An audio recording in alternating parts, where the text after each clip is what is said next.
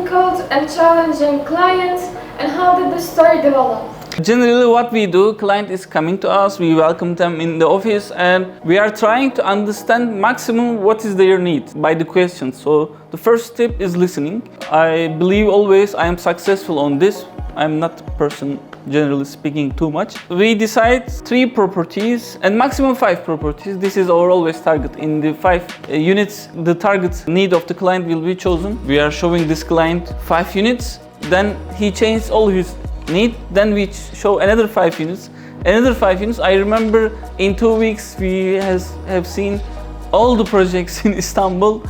Then he didn't buy anything. It was full of sadness. After a couple months he came to us, I would like to rent an office. We found an office close to our office. He rented. I was thinking that he is moving his business from Dubai to here. Then I understood he opened a full real estate agency in Turkey. It was a funny point. Maybe we couldn't make a sale to this person, but we became a friend. Then after some time he brought us a client. We did a sale together. Still we are friends. Network is always valuable. Why should we choose a broker to work with to sell our home? Actual decision. By the way, in some countries it's a rule, you have to work with a realtor, but in Turkey or in Dubai you can sell your property directly, you don't have to work with a realtor. The reason is all of us are working in our own jobs. Like if you're a doctor or a CEO of a company or programmer, you are concentrating for your job. And let's say you are selling your property for $200,000 and you are putting on a listing, and next day someone is calling you while you are coding. In the middle of your concentration, someone is calling, you are picking up the phone, you are disturbed. He's telling that I want to see the property. Let's say from your office that you work, the one house you want to show is half an hour distance. You went to the house, showed the house to the client, then came back to the office, another one called. This time fake client, you went to house to wait client didn't came. So this is actually a full-time job. To gain your own time, my advice is to work with a realtor. Another advantage is until the deal is closing, you don't have to pay anything to the broker. He is working totally 100% free until you close the deal. So it's a free working guy is until he is getting his success. And if he is not successful, you don't have to pay anything. Why you shouldn't work, isn't it? So, how does it feel to be your own boss? And if you weren't a real estate broker, what occupation and job would you pursue? This is a very good question because since the first day, since I'm 16, I'm in real estate more than 20 years. I really love my job, what I am doing. The good thing about being realtor is either you are doing this job alone or you are working in a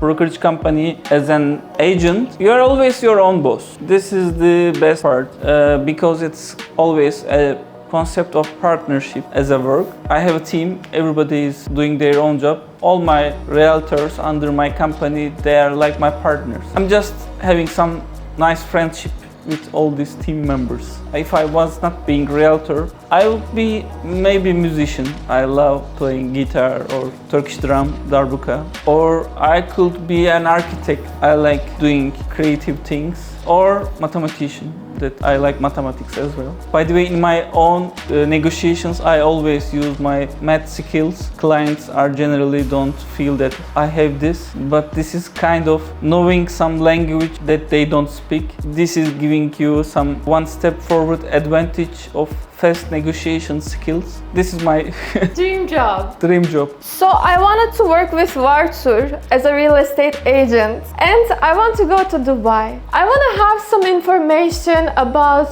what your company provides and what are the salaries, and also about the in-depth information for the visa and the working hours in Dubai. Can you tell us a little bit more about it? I guess we are losing our social media system. Yes, you want to go to Dubai. I hear this nowadays from multiple countries. Dubai is becoming like a dream city for everyone to live. There are reasons for this because what you see from the Instagram stories, the videos you watch on YouTube maybe about Dubai, even if you haven't been to Dubai yet, all of them are real. Dubai is a beautiful place to live because of multiple reasons. One of them is safety. The other one is having summer vibes all year around. Having these summer vibes is beautiful. Like you have the nice restaurant, nice beaches, nice hotels. While you are working, you can enjoy it the same day. Maybe in the morning at the beach, at night some nice dining and enjoying with friends. It's a beautiful place. I love spending time in Dubai. But on the other hand, the hard part of living in Dubai is living cost in Dubai is maybe a little bit higher than your own country. The number one,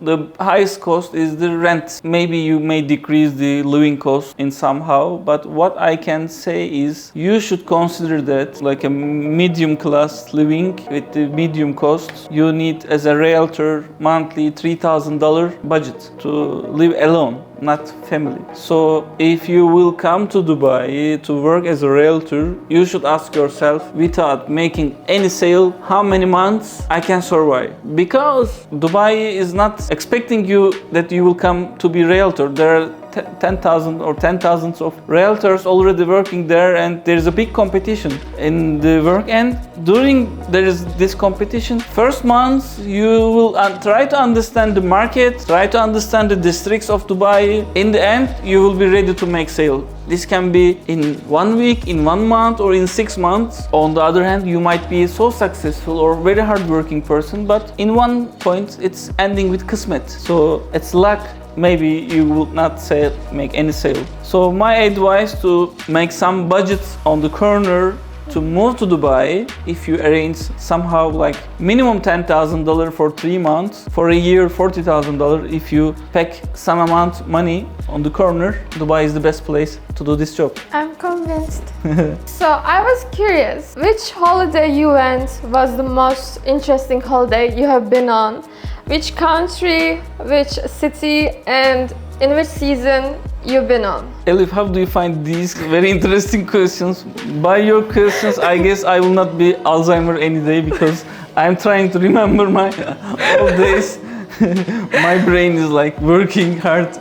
Which holiday, where I did? I think maybe I've been to very more interesting places, but it was one of my early age interesting holiday. I was a student in the university in New York for spring break. I had some 4 or 5 days off with student budget. I was looking for the cheapest and the most interesting place I can go. Then I find out like direct flight from New York to Nassau, which is Bahamas island. I've been there, and after New York winter vibes, being in a tropical island that you can swim and all trees going all the way to the beach was amazing for me.